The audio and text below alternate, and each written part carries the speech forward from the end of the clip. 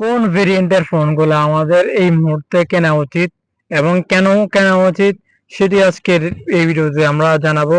যে আপনি Chinese variant কিনবেন নাকি জাপানিজ ভেরিয়েন্ট কিনবেন নাকি গ্লোবাল ভেরিয়েন্ট, ইন্ডিয়ান ভেরিয়েন্ট, এরকম যত ভেরিয়েন্ট রয়েছে সেগুলো থেকে আমরা কোন ভেরিয়েন্টটা কেনা আমাদের জন্য বেটার হবে, এন্ড প্রাইস সেগমেন্টে আমরা ধাপে ধাপে একটা একটা জানার চেষ্টা করবো আজকের এই ভিডিওতে। তো কথা না বাড়িয়ে চলুন আমাদের মূল ভিডিওতে ঝাঁপিয়ে পড়া যাক। তার আগে অবশ্যই আমাদের চ্যানেলটি নিচে সাবস্ক্রাইব বাটনে ক্লিক করে আমাদের সঙ্গে থাকুন এন্ড সাপোর্ট দেওয়ার চেষ্টা করবেন এরকম আরো নিত্য নতুন ভিডিও পাওয়ার জন্য। নেক্সট আপনি কি নিয়ে ভিডিও যাচ্ছেন সেটি কেমন কমেন্ট সেকশনে জানিয়ে দিন। তো চলুন শুরু করা যাক।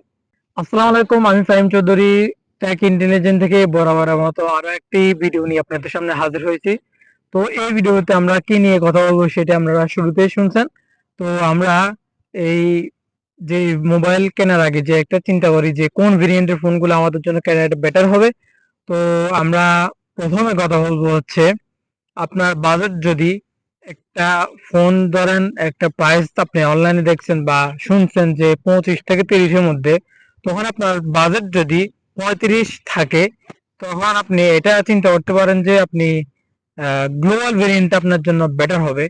কারণ হচ্ছে গ্লোবাল ভেরিয়েন্ট হচ্ছে আপনি যে কোনো রাষ্ট্রে এটা খুবই ইজিলি ইউজ করতে পারবেন এন্ড এখানে ওই সাবজেক্ট নিয়ে কোনো ঝামেলা পোহাতে হবে না।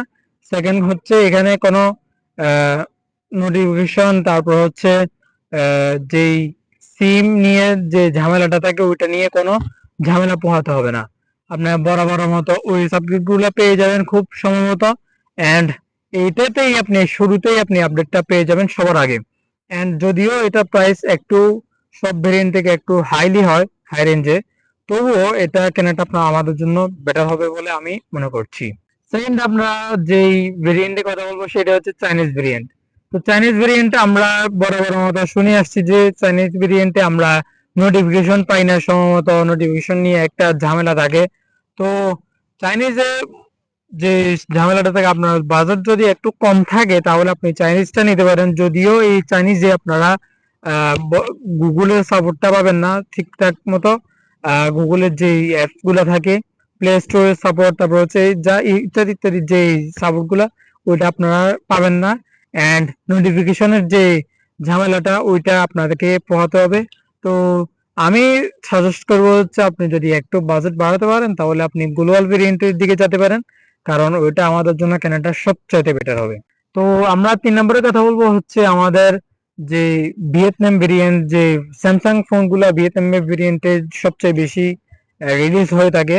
তো ভিয়েতনাম ভেরিয়েন্টে আমরা মোটামুটি বেশিও না কমও না, মোটামুটি ওই সাবজেক্ট গুলা ঠিকঠাক টাইমে পেয়ে যাব। এন্ড হচ্ছে প্রাইস সেগমেন্টেও তেমন একটা ঝামেলা পোহাতে হবে না, ওইটাও আমরা ঠিকঠাক পাওয়ার আশঙ্কা বেশি থাকে এই ভিয়েতনাম ভেরিয়েন্টে। তো আমরা চাইলে এই ভিয়েতনাম ভেরিয়েন্টের দিকেও যাইতে পারি স্যামসাং এর, যদি আপনার ফোনগুলা কিনে থাকেন। এখন কথা বলবো হচ্ছে ইন্ডিয়ান ভেরিয়েন্ট।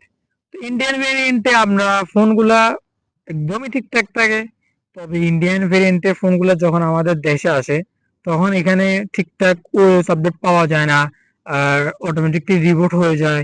বা এই আপনি দেখতেছেন যে আপনি একটা আপডেট দিতেছেন তখন হচ্ছে আপনার আপডেট দেওয়ার সময় যখন ফোনটা অন হয় তখন হচ্ছে একদম ফোন রিসেট হয়ে একদম আগের মতো হয়ে যায়। তো ইন্ডিয়ান ভেরিয়েন্টের দিকে এই কারণে না যাওয়াই উচিত আমার যে সিদ্ধান্ত। যদি একটু বাজেট কমাতে পারেন ওই যে গ্লোবাল ভেরিয়েন্টের দিকে যাওয়াটাই আমাদের জন্য বেটার হবে। এখন কথা বলবো হচ্ছে আমরা জাপানিজ ভেরিয়েন্ট নিয়ে। জাপানিজ ভেরিয়েন্ট হচ্ছে ওই যে যে কি বলে ডোকোমো ভেরিয়েন্ট। তো ডোকোমো ভেরিয়েন্টে আমরা না যাওয়াই বেটার হবে, কারণ হচ্ছে আহ, আমাদের, হ্যাঁ, আইফোনে মনে করেন এই যখন একটা আপডেট রিলিজ হয় তখন সব ফোনে একসাথেই আপডেটটা শো করে, বাট অ্যান্ড্রয়েডের দিক থেকে তারা ধাপে ধাপে ধাপে ধাপে তারা নিচের সিরিজের ফোনগুলোতে আপডেট দেওয়ার চেষ্টা করে।